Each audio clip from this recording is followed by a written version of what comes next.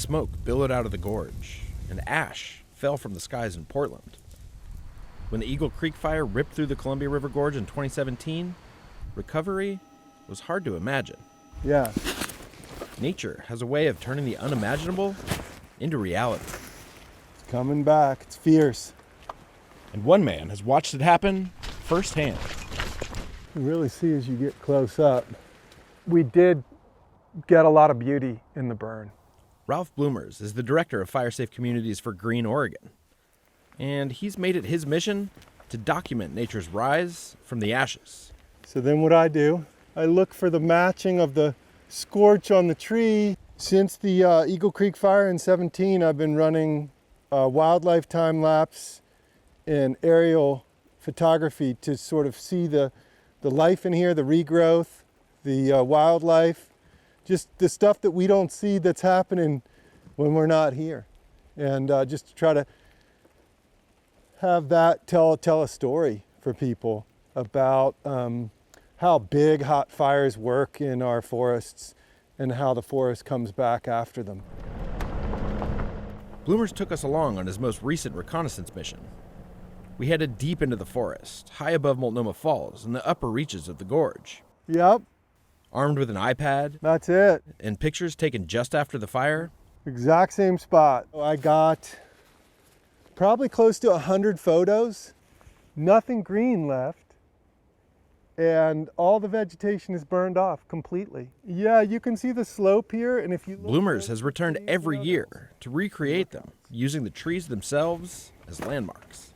You can see the nub on that tree that matches the nub on that tree.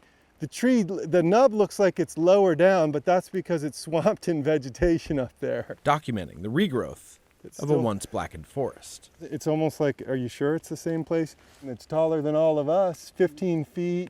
The understory is flourishing with ferns, beargrass, lupine, and the aptly named fireweed carpeting the forest floor. It's almost like, are you sure it's the same place? But I am, because I've been coming here for 6 years now. And it's not just new growth either. And these trees have evolved with fire over millennia, and that thick bark is what protects them. Many of the larger tree species, the maples and oaks and firs, can survive severe wildfires. So even trees that looked like burnt matchsticks after the fire can harbor life. When it burned, all it did was char around that tree, even up, it looks like about 30 feet. It charred all around the base in a really hot fire, but the canopy didn't burn. The conifers have what's called epicormic regrowth, where needles sprout from the limbs themselves, giving the trees a woolly look. This tree is just like, it's like a kid falling off a bicycle, scrapes his knee, gets back on, right? This tree was designed to withstand hot fire. For hardwoods like oak and maple and hemlock, many of their trunks didn't survive the flames, but their root systems, they remained intact.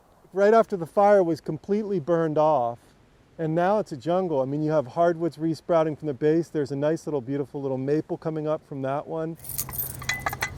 Bloemers cameras have captured more than just the rebounding plant life, though. There's a really big elk. Oh, there's a kitty cat. The remote parts of the gorge are teeming with wildlife. There's bears, there's bobcats, there's cougars with kits. And every once in a while, that was right where we were. You get an elk with an attitude. That was sassy, wasn't it? The gorge can be a harsh environment for cameras, though. Wow. That really got strained in the wind. And some of Bloemers' equipment takes a beating. The wind destroyed my other camera, so I don't know when that got broken. He first became enamored with fire more than 20 years ago when he went out on a controlled burn. Thought fire destroyed landscapes and that they were black and burned and they weren't going to be very interesting. And what I found was just the opposite, like a lot of noise, a lot of wildlife, a lot of new things to see. What Bloemers hopes people see in his pictures and videos is a new way of looking at fire. People love irony, right? And so fire is a destroyer when it burns a house, but out here, fire is not really a destroyer, at least not on a permanent level, right? It temporarily burns vegetation, and then that vegetation comes back. So we have to kind of be able to hold those two countervailing ideas in our heads. Fires can be tragic, of course, when homes are destroyed or lives are lost. So there's a lot to see. But they're not always catastrophes for the natural world. The plant growth is just off the charts. Look at that. It's inspiring. It's hopeful.